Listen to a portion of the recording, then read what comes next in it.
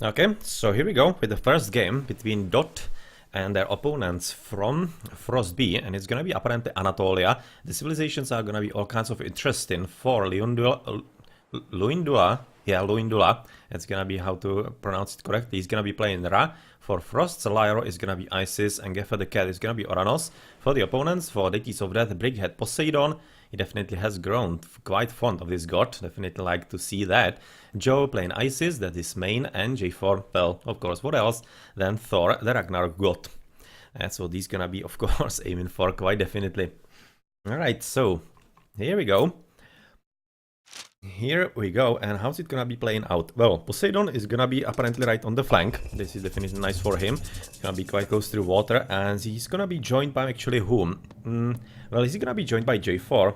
I cannot think so, that he has to be, because of course having Eggy on the left side is gonna be able to deal with the water just by himself. That's how good Eggies are on the water, and how hard it is actually to put them out of it. Whereas, of course, on the right flank, it's gonna be quite a good fight between the Thor with Poseidon against what's gonna be coming in there. Apparently also Rebel. It's gonna be Lyre as the Isis coming here, helping his teammate Luindula. Oh, that's wrong.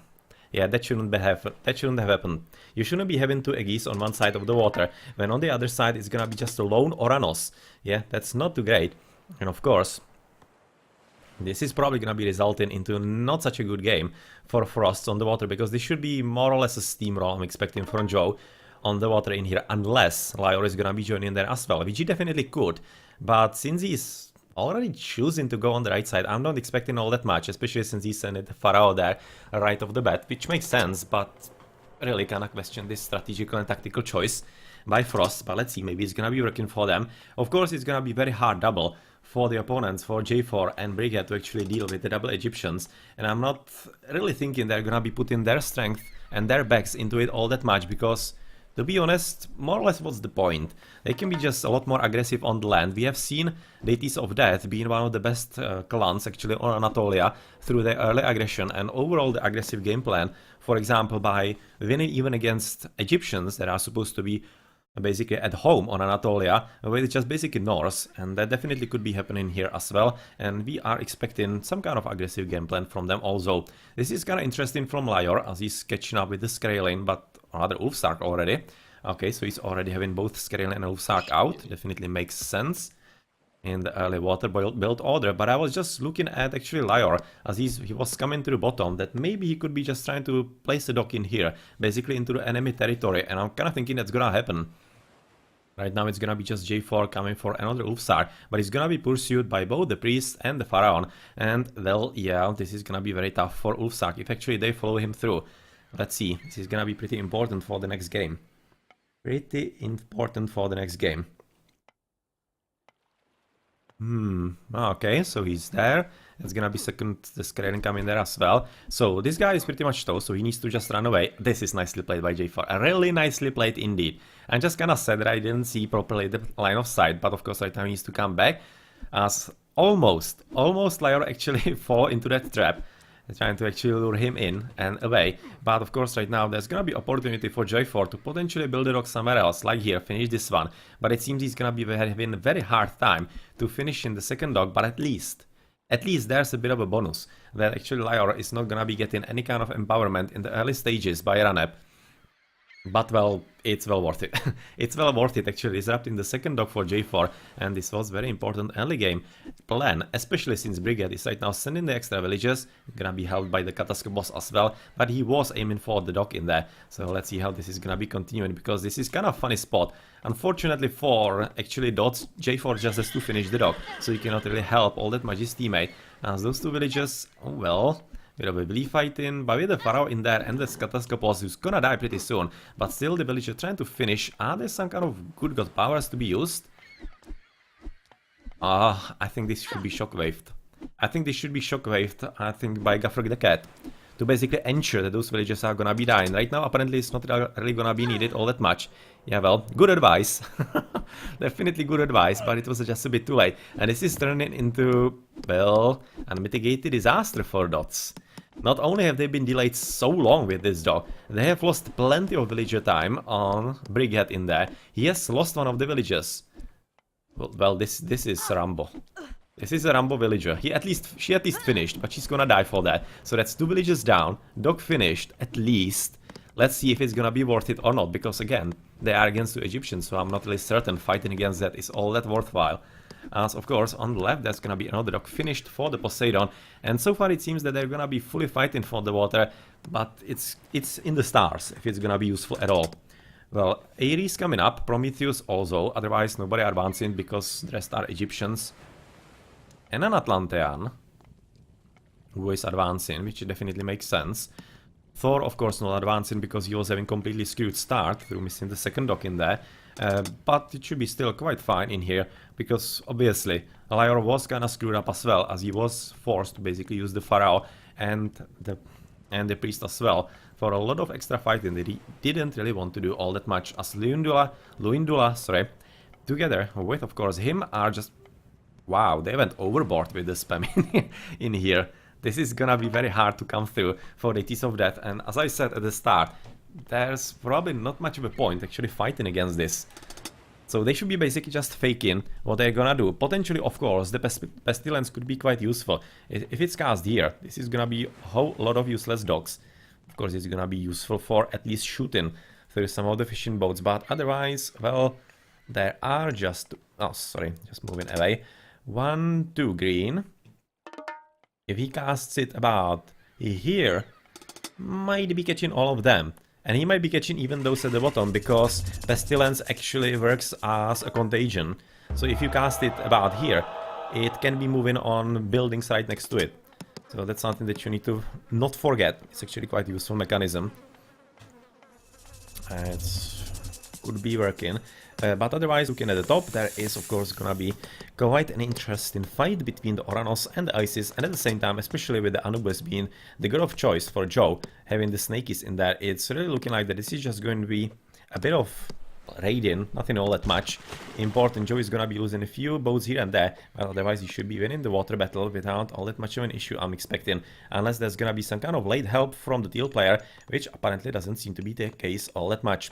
As in the middle, it seems there's gonna be even some extra help from the barracks, ×2 apparently, as another villager has died. This time it was for Luindula, and of course this dude is gonna die as well, as of course this extra help from J4 is gonna be quite enough with the Hersirs getting rid of the villagers, getting potentially rid of the Sphinx as well, and yep, those, or rather this Cyclops together with Theseus are gonna be getting rid of the docks as fast as possible, but they definitely need to hurry up, because right now the spam is gonna be real, and it already is quite real, as of course those boats from blue might be enough, but might also not, because of all the extra fire that is definitely gonna be coming up from the Frost's players and from the Frost's docks.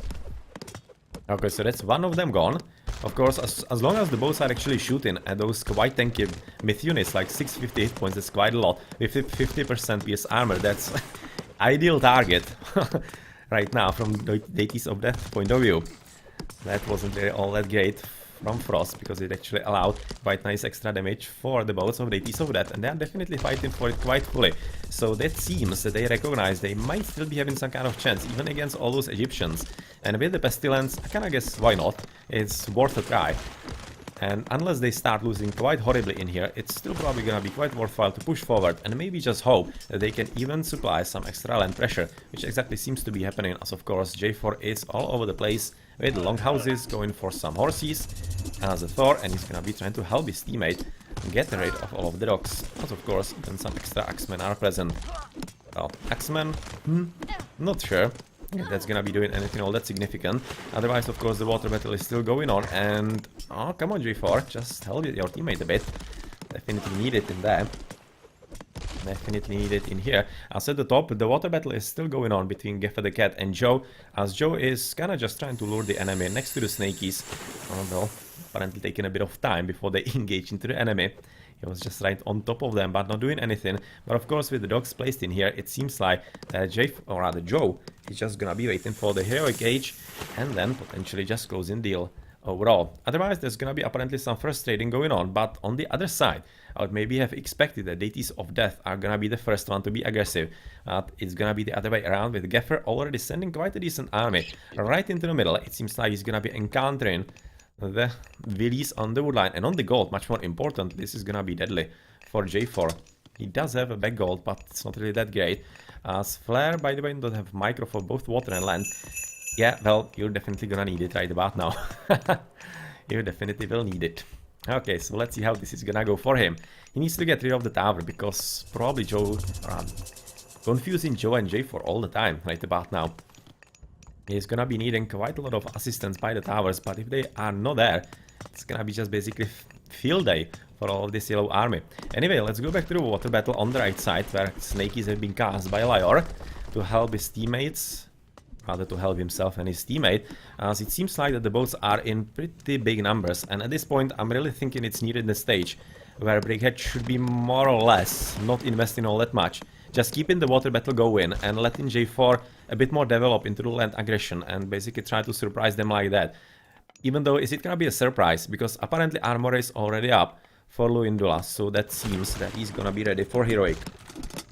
So far he's not advancing, but Pursein and Flood of the Nile is coming for Joe at least.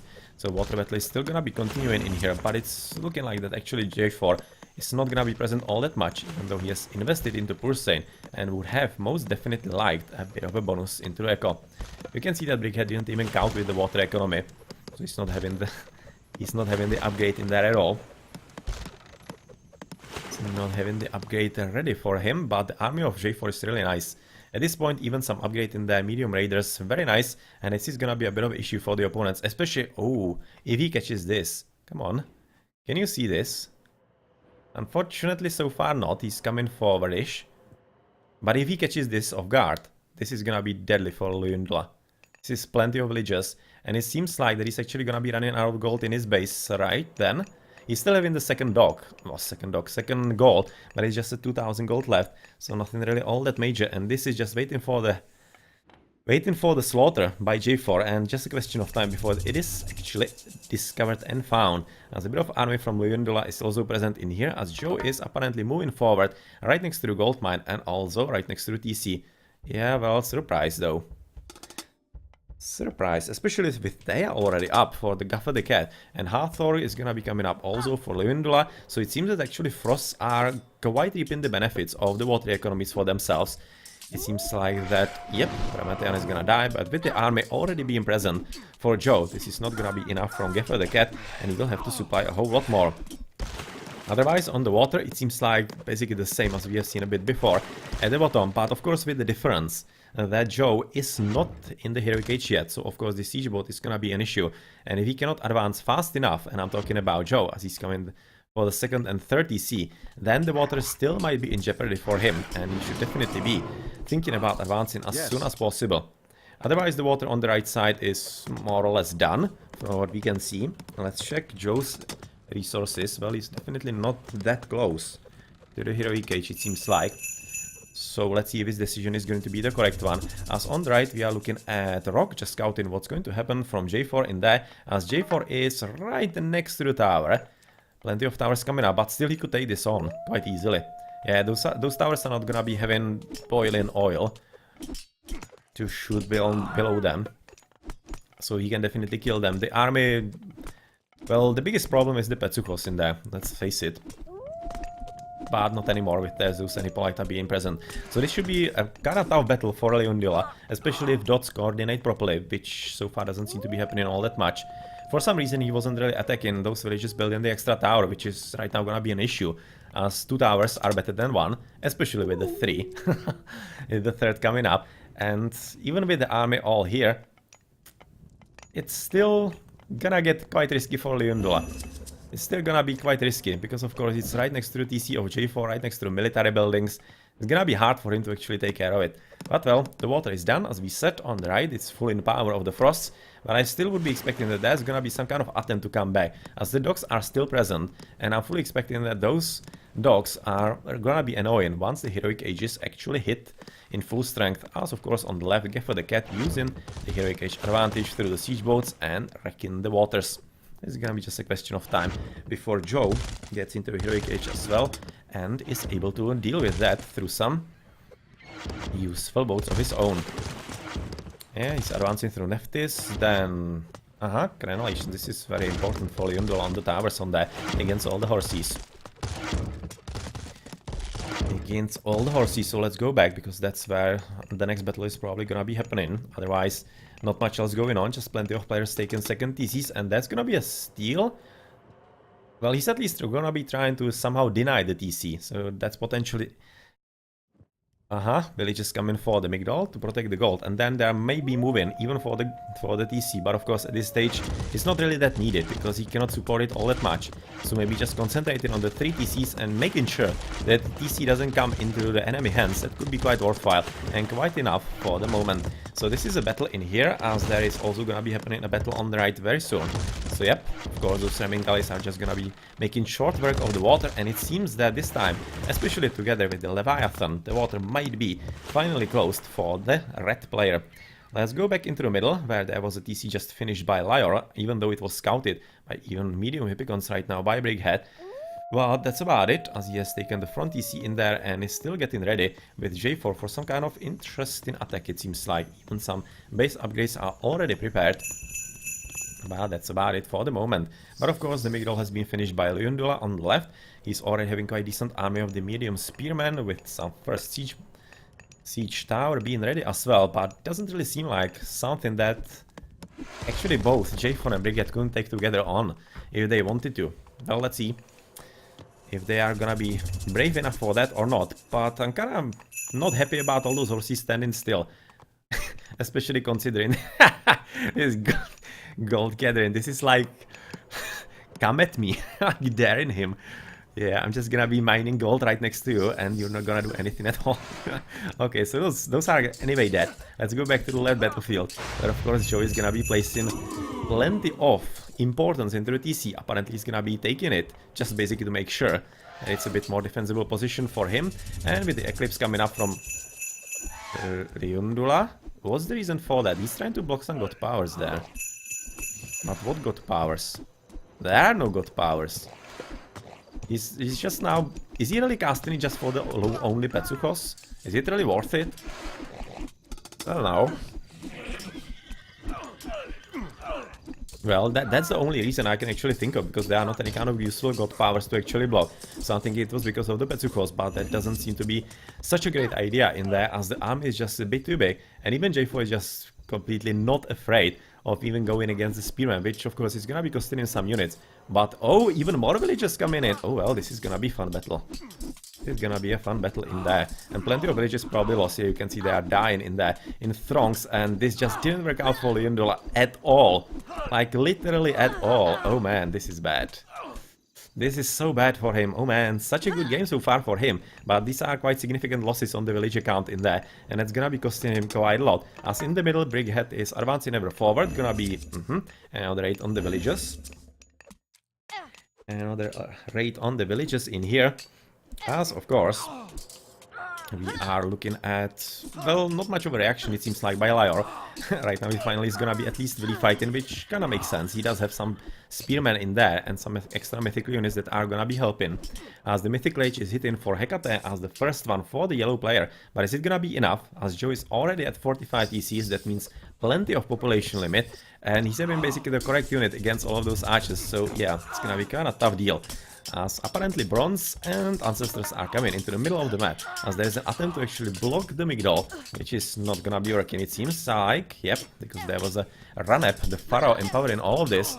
But of course it's gonna be a hard deal for Lyor to somehow defend, but it's gonna be making things a whole lot easier that this Migdol is standing in there.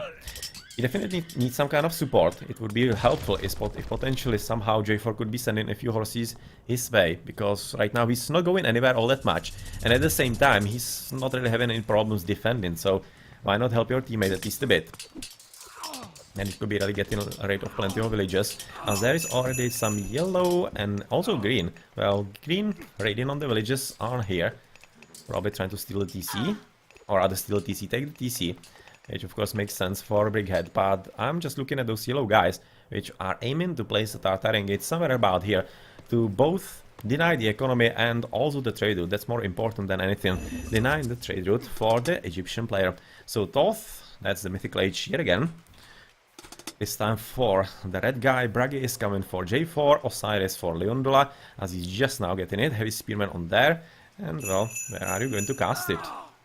You're just going a bit too far away into the back, I'm thinking. I thinking this would have been a better place overall. But yeah, well, anyway, Red is in the meantime basically camping inside the base of the yellow player anyway, and it seems that he is definitely having a quite good time of the pushing, especially supported by all the guard towers, moving ever forward. A lot of forward attack in here, and it doesn't seem like that actually he's gonna be having enough, as we are looking at the meteors being cast just now. Yep, that's potentially gonna be quite deadly. It should be taking out TC, it seems like. It doesn't have any upgrades on it. One hit into the middle is gonna be taking care of that. House is gone. That's a problem for yellow. Otherwise they are hitting absolutely everything wrong. But at least he did kill a few houses, so yellow is number 6? Yes, 6. Oh, well, you can see he's horribly housed. Horribly housed, and he's gonna lose the TC yet again pretty soon. That's gonna be down to 50. 50 population limit. He's gonna be completely out of the game because of being housed. Oh man, that's gonna be tough. So goodbye TC, and he's gonna be down to 50, and there's absolutely nothing that he can write about now against Joe, as Joe is very nicely upgraded, and he just has so much extra population right about now. Even using villages, can afford to use villages to get rid of the Tartarian gate with the help of some mercenaries and the units from Brighead. In the meantime, on the right though, the ATs of Death are not doing that great as on the left. It seems that actually Lyre is doing a very good job in the middle, pushing through Brighead. Brighead having all kinds of troubles, actually somehow stabilizing the situation. Having at least heavy Hypicons, and some upgrades are already coming up, but he's definitely missing the Pierce armor against all the Chariot's archers. And with that, it would be going a whole lot better, but I'm really liking the Hydra in here. It's still gonna be probably the one from the advance, but it wouldn't be a mistake to make a bit more of them. At least to force a few priests from the opponent, because they are not really all that useful against horses, let's face it. So if he can force, and they are quite expensive, that's another part. These are quite expensive. And if he forces a bit different composition of the army from the Egyptian, it could be really working only towards his advantage. Otherwise, J4 is just not moving anywhere. It seems like that at this point he's just waiting for the Ragnarok, I'm thinking. As he's having a bit of fun with Luyendula. Nothing all that major, as at the back, of course, Joe is absolutely everywhere. Killing Giffer the Cat quite diligently, has to be said. There is just a bit of yellow in the middle. That's gonna be like one of his last bastions, as the rest of the villages are running behind the TC of Lyre. But it's also meaning that Red is gonna be continuing on Lyre, and even though Lyre is doing a good job in the middle, it's just gonna be ending as soon as, of course, Red is on top of his back TCs. So yeah, that's gonna be hard for him, as Hydras are getting up in the heads. It's nice to see, of course, always. And J4 trying to basically just keep Luyendula busy so that he cannot join anywhere else on the battlefield, and he's basically just giving time to his teammates to win the game. And I'm talking especially about Joe, who is at 5 TCs already. And even though horses, or other horses, a bit bigger horses, elephants in there, are not a bad choice in here. Yeah, well, maybe Camus would be slightly better in there. But apparently that's not a unit that he's all that interested in. Well, that means that Lyre is right now going to be giving up, because he's gonna be exactly facing the back in there, and Luyendula is gonna be following with, of course, Gefreget as well. So very nice game, quite a good game on the water at a very fun early stage. That was kinda rare sight, doesn't happen all that often, that intense fighting in the early game. But well, it seems like the deities of death were able to actually hold through that, even though it looked all kinds of fishy for them, also through losing the water. And well, the Skilla, of course, from Brighead did make the damage, and as exactly as we expected a bit before, there was a bit of an attempt to actually come back at least a bit on the water. Well, good job. Nicely played also by Frozes, to be said. Very good fight by them, and they weren't really that far away from somehow clinching the game. In the middle and on the right, they were doing well, but unfortunately Joe was just having a good game. Having a good game. Yeah. That's kind of how the game went for the ATs of Death. Waiting for Joe to win the game. That's how it went. Well, this is gonna be, of course, right about now Joe being the MVP, with which I quite agree. That definitely does reflect how the game went and how important he was for the game. Well. Well. Unit skilled and military count not that great for Luyendula. That's kinda interesting. Really expecting a whole lot better for him, especially considering the towers. But it just speaks to how actually the deities of death weren't throwing away units needlessly. That's, yeah. It's just basically speaking to that quite well. Yeah, well, the upgrades. He just didn't really get into the position where he could be getting them. He was still having to fight against the red player. And red, well, he just boomed better and then used the water advantage that he was having. Fortunately, Geffer, once he was having the water advantage through the earlier heroic age, he wasn't able to use it properly fast enough. Well, it's not like it's easy against the Egyptians, so yeah, not like it's all that much of his mistake. Well, GG.